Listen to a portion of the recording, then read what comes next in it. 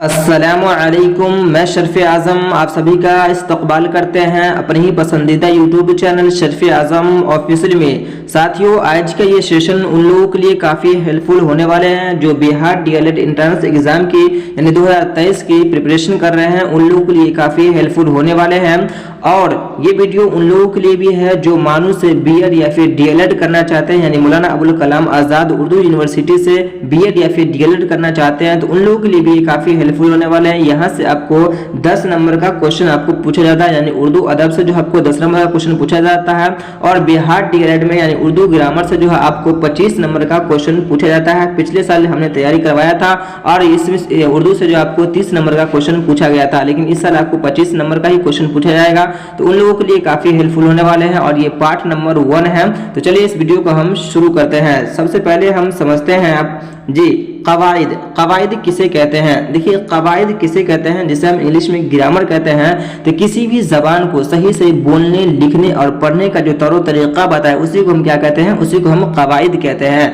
कायदा की जमा क्या है? कवाइद है। कायदा की जमा क्या है? कवाइद है। अब किसी भी जबान को सही से लिखने किसी भी जबान को जो है क्या करते हैं, लिखने का एक तौर तरीका होता है जिसे हम क्या कहते हैं? रस्मुल खत कहते हैं, जिसे हम हिंदी में लिपि कहते हैं। जिसे हम क्या कहते हैं? हिंदी में हम लिपि कहते हैं। देखिए, रस्मुल खत क्या है जी? हर जबान के लिखने या बोलने के लिए आवाज़ की अलामत है, उन्हीं अलामत को क्या कहते हैं? रस्मुल खत कहा जाता है। अब इस बात को समझिए, जैसे हम आपको बोले क्या बोले कि अलिफ लिखने के लिए, लेकिन अलिफ की जगह पर आप क्या लिख रहे हैं? ए लिख रहे हैं। अगर हम बी बोले, बी की जगह आप क्या लिख रहे हैं? बी लिख रहे हैं, तो ये क्या हो जाएगा? ये गलत हो जाएगा। क्यों? क्योंकि अलिफ तो इस तरह से लिखा जाता है, बे तो इस तरह से लिखा जाता है, फिर ते इस तरह से लिखा, पे इस तरह से लिखा जाता है।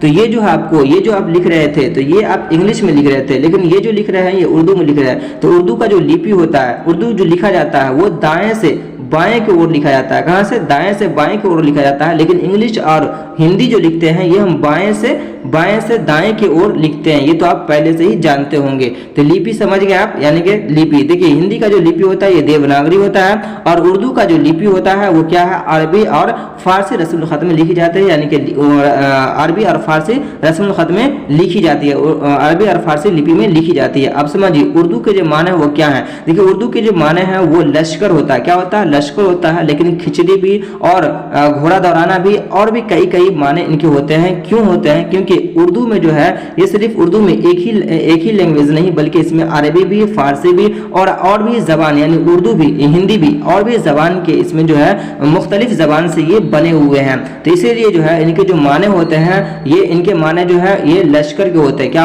होते हैं? लश्कर के होते हैं, खिचड़ी दौड़ाने भी होते हैं और फौज के भी होते हैं और घोड़ा दौड़ाना भी होता है। तो यहाँ पे आपको डायरेक्ट एग्जाम में पूछा जाता है कि उर्दू के माने क्या होते हैं। तो उर्दू के माने में अगर रहेगा कि लश्कर होता है तो उसे टिक आउट जरूर कर लीजिएगा। चलिए अगला पॉइंट देखते हैं। क्या है कि जबान की सबसे छोटी इकाई को हर्फ कहा जाता है। जबान की जो सबसे छोटी इकाई जो होता है उसे हम हर्फ कहते हैं, जैसे कि अलिफ, बे, पे, इसी तरह से चे, इसी तरह से सीन, यानी अलिफ से लेकर जो या तक होते हैं इसे हम क्या कहते हैं? इसे हम हर्फ कहते हैं। क्या कहते हैं? हर्फ कहते हैं। और इसका कोई टुकड़ा नहीं किया जा सकता। इसका कोई टुकड़ा नहीं किया जा सकता। जैसे अगर हम बोले आपको लिखने के लिए बाप, क्या लिखेंगे? बाप, तो इसका टुकड़ा हो जाएगा, बे अलग हो जाएगा, अलिफ अलग हो जाएगा, पे अलग हो जाएगा, तो अलग अलग हो जाएगा। लेकिन अगर हम बोलेगा आपको अलिफ का कोई टुकड़ा नहीं हो सकता। जैसे हम बोले इंग्लिश में ए, तो इसका कोई टुकड़ा नहीं हो सकता। लेकिन अगर इसी तरह से हम बोले कॉम, तो इसका कोई टुकड़ा नहीं हो सकता है। लेकिन इसी तरह से हम लिखेंगे बाप, तो इसका कोई टुकड़ा हो सकता है। तो आप क्या समझे यहाँ पे आपको याद रखना है कि जबान की जो सबसे छोटी इकाई उसे क्या कहते हैं? उसे हम हर्फ कहते हैं। अब समझिए अगला पॉइंट क्या है जी। देखिए, अब हुरूफों की मजमुआ को लफ्ज कहा जाता है। क्या कहा जाता है? हुरूफों को जो मजमुआ होता है उसको क्या कहते हैं? उसको हम लफ्ज कहते हैं। जैसे कि देखिए यहाँ पे शाम लिखा हुआ, क्या लिखा हुआ है? शाम लिखा हुआ। तो इसमें कौन कौन से हरफ में जो है? देखिए यहाँ पे शीन, अलिफ और मीम, शीन जोर अलिफ जोर मीम बराबर, यानी कि शाम। तो इनमें ये जो है ये क्या है? ये हुरूफ की मजमुआ है। तो इसमें कितने हरफ है? इनमें 3 हरफ है। कितने हरफ है? इनमें 3 हरफ है। तो इनका तो टुकड़ा किया जा सकता है जी। इनका ये शाम जो है इनका कोई टुकड़ा है तो किया जा सकता है, लेकिन शीन का कोई टुकड़ा नहीं किया जा सकता। तो आपको याद रखना है कि ये शीन जो है ये क्या है? ये हर्फ है और ये शाम जो है क्या है? ये लफ्ज है। क्या है? एक लफ्ज है। तो इसे याद रखिएगा। मैं उम्मीद करता हूँ कि आप ये से समझ गए होंगे। अब समझिए कि उर्दू ज़बान में हुरूफ तहज्जी, जो हुरूफ तहज्जी की जो कुल तादाद है वो कितने हैं, वो 52 है। कितने हैं, वो 52 है, यानी कि अलिफ से लेकर या तक जो है वो 52 है। और हुरूफ तहज्जी जो है इनकी भी 2 किस्में, कितनी किस्में हैं, इनकी भी 2 किस्में। कौन कौन है, एक होता है हुरूफ मुफरद और एक होता है हुरूफ मुरक्कब। एक होता है हुरूफ मुफरद और एक होता है हुरूफ मुरक्कब। हुरूफ मुफरद जो होते हैं वो 37 होते हैं। कितने होते हैं, 37 होते हैं। और मुफरद का मतलब होता है अकेला, मुफरद का मतलब क्या होता है, अकेला। और मुरक्कब जो होता है ये 15 होते हैं और इसका मतलब होता है 2, यानी कि इसमें 2 हर्फ से ये मिले हुए होते हैं। कितने हर्फ से, 2 हर्फ से मिले हुए होते हैं। देखिए हुरूफ मुफरद, जी हुरूफ मुफरद जो होते हैं इनकी जो तादाद है 37, ये कौन कौन होते हैं उसे समझ लीजिए। देखिए ये क्या है, ये जो है अलिफ मज़बर आ, अलिफ, बे, पे, ते, टे, से, जीम, चे, इसी तरह से या तक, यानी अलिफ मज़बर आ से लेकर और या तक जो है ये 37 होते हैं और इन्हीं को हुरूफ मुफरद कहा जाता है। इन्हीं को क्या कहा जाता है, इन्हीं को हुरूफ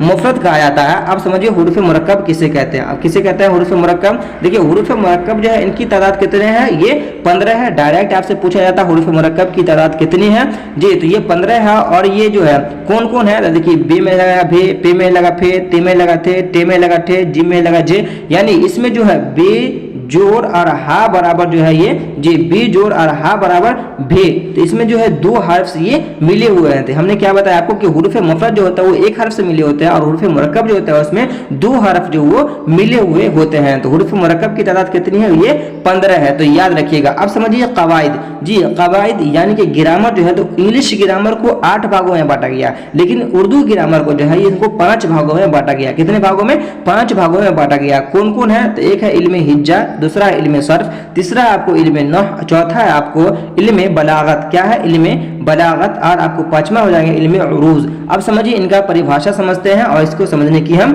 कोशिश करते हैं। सबसे पहला क्या है आपको इल्म हिज्जा। इल्म हिज्जा किसे कहेंगे, जिसमें हुरूफ तहज्जी, हरकत और एराब वगैरह की बहस की जाती हो। क्या कह जाते हो, जिसमें जो हुरूफ तहज्जी यानी अलिफ से लेकर या तक को हम क्या कहते हैं, हुरूफ तहज्जी कहते हैं।